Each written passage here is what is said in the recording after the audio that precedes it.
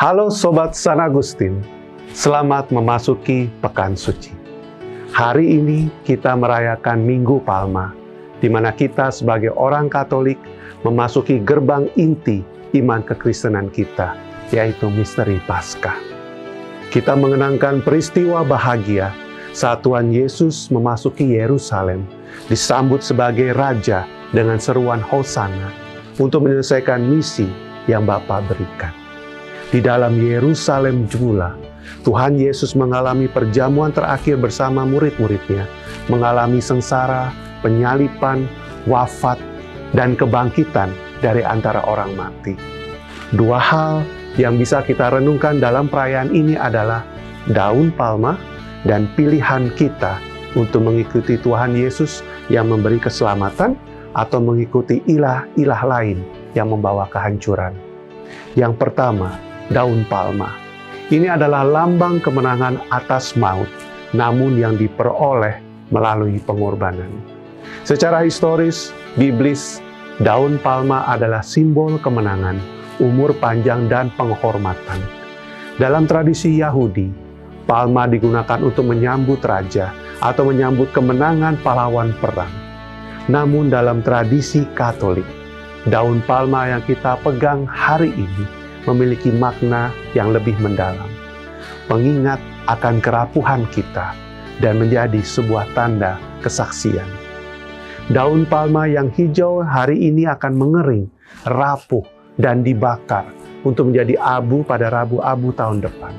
Dan ini mengingatkan kita bahwa pujian hal duniawi itu bersifat sementara, akan layu dan mati. Yang abadi hanyalah kesetiaan Tuhan yang mendampingi perjalanan hidup kita. Membawa palma pulang ke rumah adalah tanda bahwa kita siap menjadi saksi Kristus di tengah dunia, membawa kemenangan kasih-Nya ke dalam keluarga dan pekerjaan kita. Setiap kali kita melihat daun palma di dalam rumah atau digantung di pintu rumah, kita melihat Tuhan Yesus yang hadir dalam rumah kita dan mengingatkan bahwa kita, semua keluarga, semua orang kita cintai dalam perlindungan rumah, ada dalam perlindungan Tuhan. Yang kedua, dalam Injil tertulis, karena mereka sudah berkumpul di sana, Pilatus berkata kepada mereka, "Siapa yang kamu kehendaki kubebaskan bagimu? Yesus Barabas atau Yesus yang disebut Kristus?" Ia memang mengetahui bahwa mereka telah menyerahkan Yesus karena dengki. Ini merupakan titik krusial dalam kisah sengsara. Di sini kita diperhadapkan pada suatu pilihan radikal yang menentukan arah hidup kita. Memilih Yesus Barabas atau Yesus yang disebut Kristus. Kedengkian adalah dosa yang halus namun mematikan. Para pemuka agama merasa terancam oleh kasih dan kebenaran yang dibawa Yesus. Dengki membuat mata hati buta, membuat kita tidak bisa berpikir dan memilih mana yang benar, apa yang baik. Dosa kedengkianlah yang menyebabkan kematian Tuhan Yesus. Begitu pula bila kita memilih kedengkian.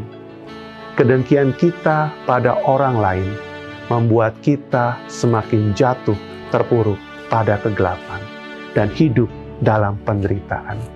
Kedengkian kita turut menyalibkan Tuhan Yesus. Terkadang kita pun lebih memilih Barabas dalam hidup kita. Kita memilih kemarahan yang ekstrim daripada kesabaran. Kita memilih dendam daripada pengampunan. Dan memilih kenyamanan diri yang berlebihan daripada pengorbanan.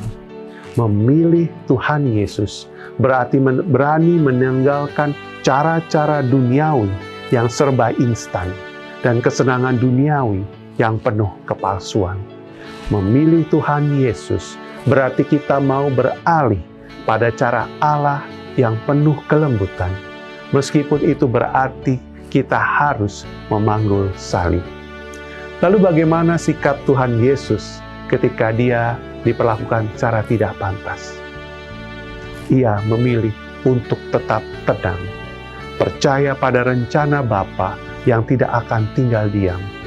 dan membiarkan dirinya tetap terbelenggu agar Barabas yang tidak layak bisa bebas dan selamat. Inilah inti misteri Minggu Palma dalam Pekan Suci. Yesus bertukar tempat dengan kita yang berdosa. Ia menerima hukuman yang seharusnya milik kita, supaya kita memperoleh kemerdekaan yang dari pengorbanan Tuhan Yesus. Amin. Selamat memasuki Pekan Paskah. Mari kita jalan bersama Tuhan Yesus.